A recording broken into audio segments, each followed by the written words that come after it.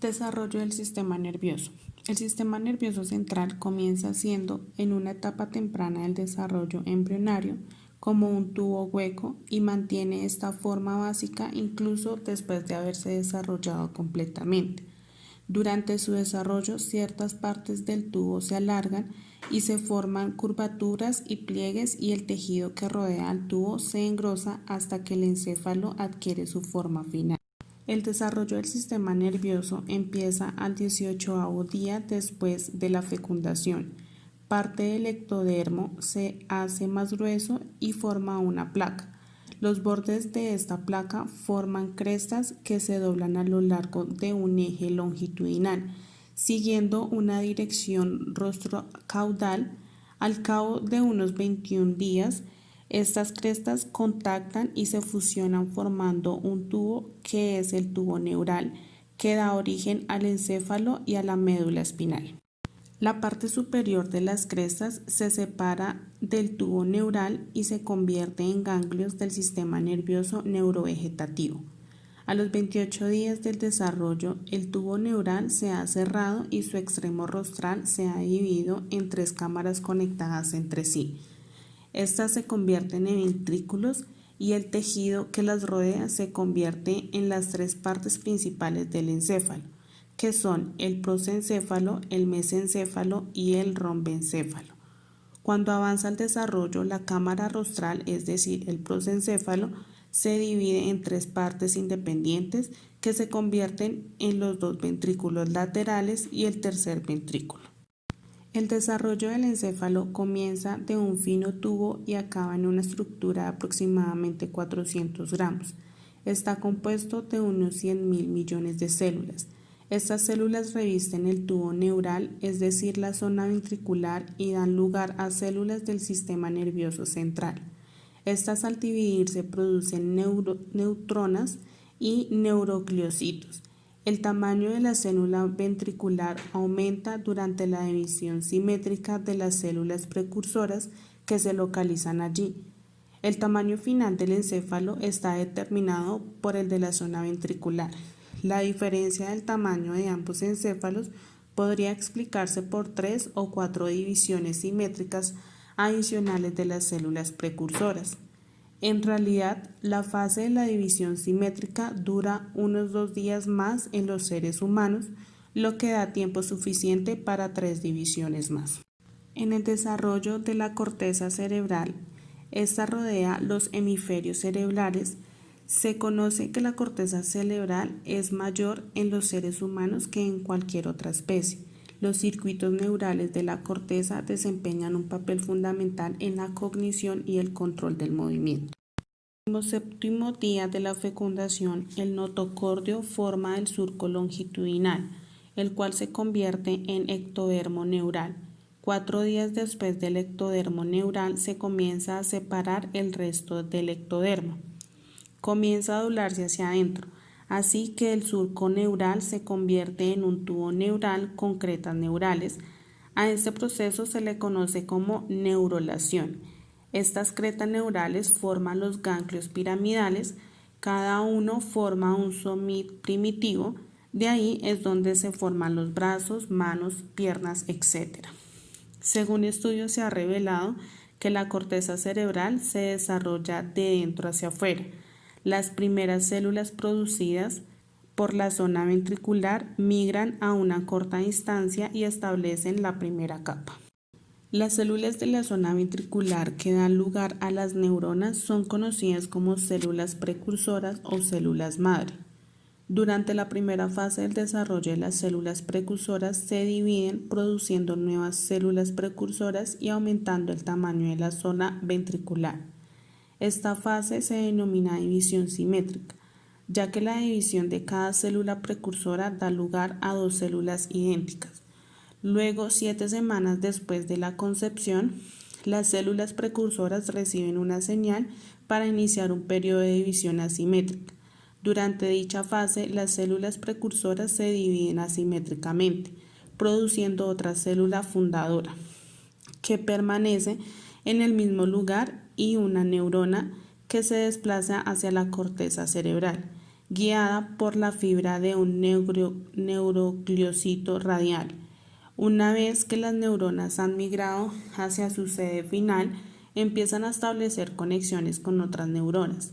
Desarrollan dendritas que reciben todos los botones terminales de los axones de otras neuronas y desarrollan un propio axón. Diferentes regiones de la corteza cerebral llevan a cabo funciones especializadas. Unas reciben y analizan información visual, otras reciben y analizan información auditiva, otras controlan el movimiento de los músculos, etc. Por lo tanto, las distintas regiones reciben diferentes aferencias, contienen diferentes tipos de circuitos neurales y tienen diferentes eferencias. Entre las diversas estructuras por las que está compuesto el diencéfalo encontramos el tálamo, que es un conjunto de sustancia gris formado por dos estructuras encefálicas con forma de huevo que se encuentran por debajo de la corteza cerebral. Estas estructuras están situadas la una junto a la otra y además de tener la misma forma y tamaño guardan una disposición simétrica, al igual que los dos hemisferios cerebrales que las cubren. Se comunican entre ellas a través de una especie de puente que las mantiene unidas y que es llamado conexión intertalámica. El tálamo en sí mismo es una estructura que juega un papel activo en el procesamiento de la información que le llega desde otras áreas. Este procesa la información sensorial, descarta las partes que no sean demasiado importantes y manda el resultado final hacia la corteza cerebral, donde esta información seguirá siendo procesada. Interviene a la hora de regular el ritmo con el que la sensación de sueño va y viene. Tiene la capacidad de pensar en los propios pensamientos hasta el uso del lenguaje, pasando por la capacidad de centrar la atención en informaciones concretas según los objetivos que se tengan en cada momento y por último, también interactúa con vías neurales que participan directamente en la aparición de los estados emocionales. También encontramos el hipotálamo, que conecta el sistema nervioso y endocrino y controla la secreción de hormonas por parte de la hipófisis y otras glándulas. El hipotálamo produce directamente vasopresina y oxitocina, pero también estimula las glándulas endocrinas para que secreten otras hormonas. Además, es la clave para la regulación de la homeostasis del organismo, ya que interviene en la sed, el hambre, la temperatura, los ritmos circadianos, el estrés y otros procesos corporales. Hipófisis o glándula pituitaria. Es muy importante para el crecimiento, la regulación de los riñones, la función sexual y la reproducción, además entre otros aspectos. También se encuentra el hipotálamo. Es fundamental en los ciclos circadianos y estacionales. Implica en la función de los neurotransmisores dopamina, noradrenalina y serotonina. El epitálamo conecta el sistema límbico con otras regiones del cerebro. Y por último, el subtálamo. Este se encuentra unido al globo pálido, uno de los núcleos principales de los ganglios basales. Debido a esto, cumple un rol regulatorio en los movimientos extrapiramidales e involuntarios. La retina y el nervio óptico permiten la transmisión de información del ojo al cerebro mediante su unión con el diencéfalo. El tercer ventrículo cumple funciones similares a las de la sangre en el encéfalo y la médula espinal. Además de proteger el tejido neural de golpes y lesiones, el tercer ventrículo se encuentra en la parte intermedia del sistema ventricular debajo del epitálamo. Por último, en el desarrollo del sistema nervioso hablaremos del tronco encefálico, llamado a veces tallo cerebral. Es una parte del encéfalo con forma de cilindro o cono alargado y que está situado entre el resto del encéfalo y la médula espinal. El tronco encefálico es la parte del cerebro humano que alberga las funciones más primitivas y ancestrales. Este se encarga de realizar las tareas del sistema nervioso más básicas, para nuestra supervivencia, aquellas en las que podemos influir voluntariamente y que han sido automatizadas a partir de millones de años de evolución justamente para que nuestras decisiones desacertadas o nuestras distracciones no nos cuesten la vida. Entre las partes del tronco encefálico encontramos el mesencéfalo. Interviene en funciones tan primitivas como la regulación del ciclo sueño-vigilia y de la temperatura corporal, pero también juega un papel a la hora de reaccionar rápidamente ante estímulos visuales y auditivos de manera refleja, así como en el control de ciertos movimientos. También encontramos el puente troncoencefálico o puente Barolio.